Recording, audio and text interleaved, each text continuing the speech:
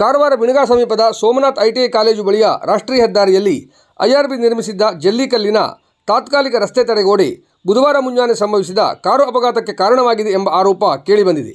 ಘಟನೆಯಲ್ಲಿ ಕಾರಿನಲ್ಲಿ ಇದ್ದ ಎಲ್ಲರೂ ಗಾಯಗಳಿಲ್ಲದೆ ಪ್ರಾಣಾಪಾಯದಿಂದ ಪಾರಾಗಿದ್ದಾರೆ. ಸೋಮನಾಥ್ ಐಟಿಐ ಎದುರಿನ ಸ್ಥಳೀಯ ಕಚೇರಿ ಸಮೀಪ ರಾಷ್ಟ್ರೀಯ ಹೆದ್ದಾರಿಯಲ್ಲಿ ರಸ್ತೆ ದುರಸ್ತಿ ಕಾಮಗಾರಿ ಇನ್ನೂ ಪೂರ್ಣಗೊಂಡಿಲ್ಲ.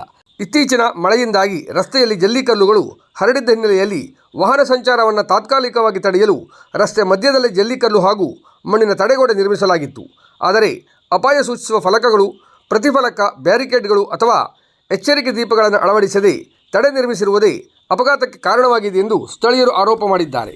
ಬುಧವಾರ ಮುಂಜಾನೆ ಕಾರವಾರದಿಂದ ದಾವಣಗೆರೆಗೆ ತೆರಳುತ್ತಿದ್ದ ವೈದ್ಯರೊಬ್ಬರ ಕಾರು ಕತ್ತಲಿನಲ್ಲಿ ಈ ತಡೆಗೋಡೆಯನ್ನು ಗಮನಿಸದೆ ಜಲ್ಲಿಕಲ್ಲಿನ ಮೇಲೆ ಹತ್ತಿದೆ. ಪರಿಣಾಮ ವಾಹನ ನಿಯಂತ್ರಣ ತಪ್ಪಿ ಪಲ್ಟಿಯಾಗಿದೆ ಎಂದು ತಿಳಿದುಬಂದಿದೆ.